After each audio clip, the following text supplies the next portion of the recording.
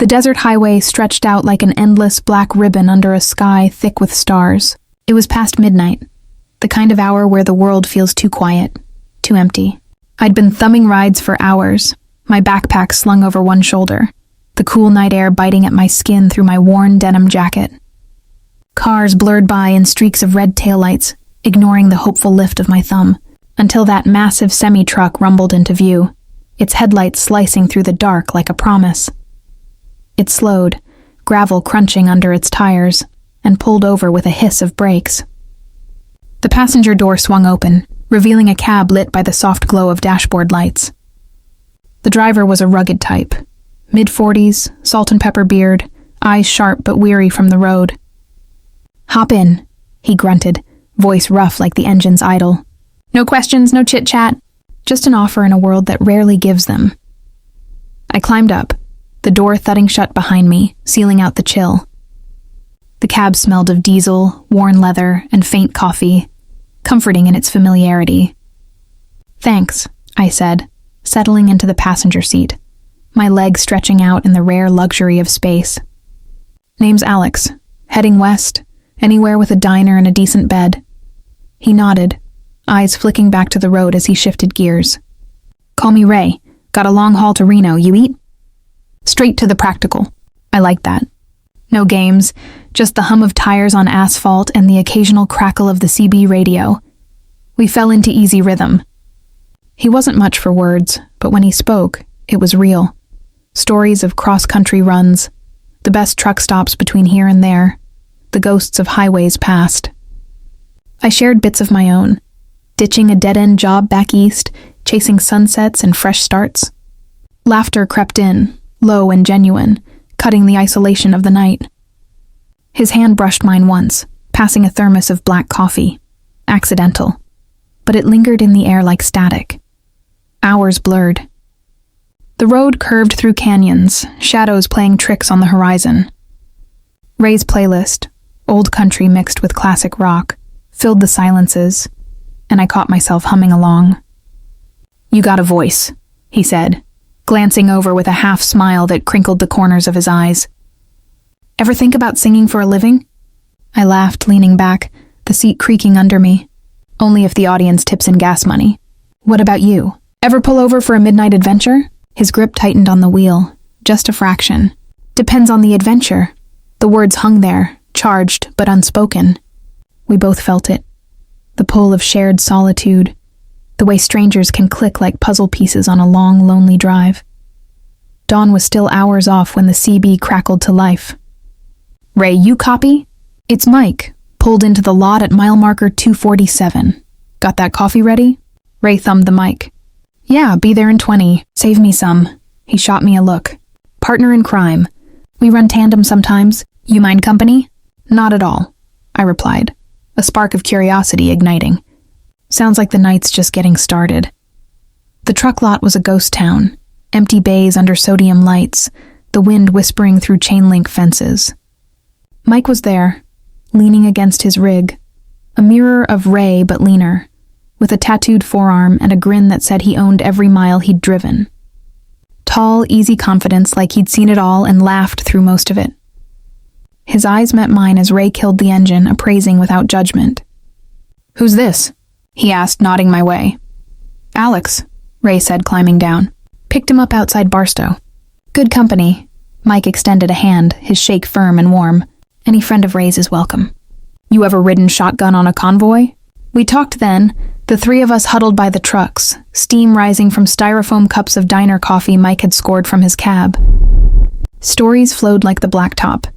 Ray's epic detour through a blizzard in Wyoming, Mike's run-in with a coyote that hitched a ride for 50 miles, my own wild tale of stowing away on a freight train from Chicago. Laughter echoed off the metal hulls, the kind that builds bonds out of thin air.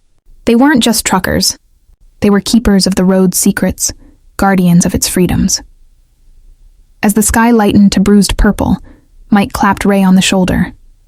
"We got a ways to go before Reno. Mind if Alex tags along for the leg? Could use the extra set of eyes for spotting diners."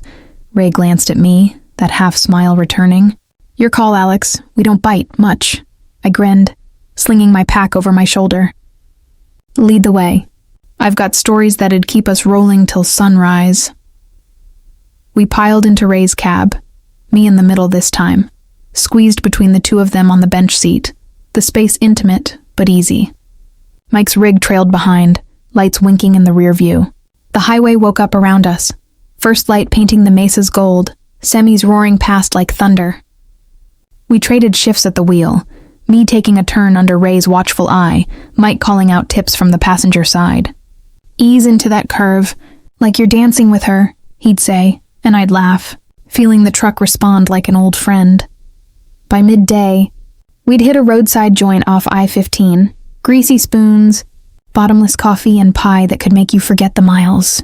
We claimed a corner booth, maps spread out like treasure charts, plotting detours to hidden spots. A ghost town with a saloon that still served, a viewpoint where the stars felt close enough to touch. Life's too short for straight lines, Mike said, raising his mug. To the detours, we echoed, clinking ceramic. In that moment, it wasn't just a ride anymore. It was a crossroads. A fleeting tribe forged in chrome and caffeine. Ray's quiet steadiness grounded us. Mike's quick wit kept the energy alive. And me? I was the spark, the wild card turning a haul into a memory, but the road had more in store. As we pushed north, the landscape shifted, flat deserts giving way to rolling hills dotted with wildflowers, the air turning crisp with the scent of pine. We pulled off at that ghost town Mike mentioned, tires kicking up dust on a forgotten main street. The old saloon was straight out of a Western flick. Creaky wooden floors, a bar polished by a century of elbows, and walls lined with faded photos of miners and outlaws.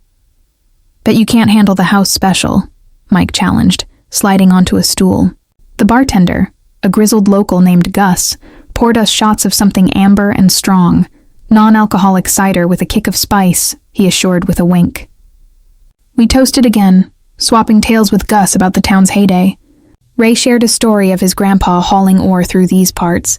I spun a yarn about my own family legends from the Dust Bowl era. Mike, ever the showman, pulled out a harmonica from his pocket and played a bluesy tune that had the few patrons clapping along. Energized, we hit the road again, the sun climbing high.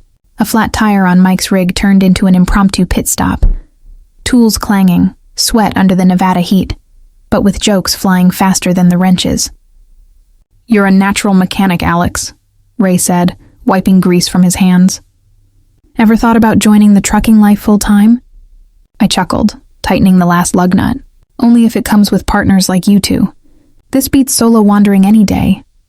As dusk fell, we crested a ridge overlooking a vast valley, pulling over at Mike's stargazing spot. We sprawled on the truck hoods, blankets from the cabs warding off the chill, pointing out constellations. Ray knew them all. Orion the Hunter, the Big Dipper guiding north. Mike added myths, turning stars into stories of gods and heroes. I shared my own sky lore from childhood camping trips, the three of us connected under that infinite canopy. Reno's just ahead, Ray said eventually, a hint of reluctance in his voice. But this has been one for the books. We rolled into the city as neon lit the night, casinos buzzing with energy. They helped me find a cheap motel, numbers exchanged with promises of future runs. Call if you're ever eastbound, Mike said, clapping my back. Ray nodded, his steady gaze saying more than words. Watching their rigs fade into the traffic, I felt the weight of the adventure settle in. Not just miles covered, but bonds built on trust and tales. The road's full of surprises, but sometimes the best ones come with company. What about you? What's your ultimate road trip memory?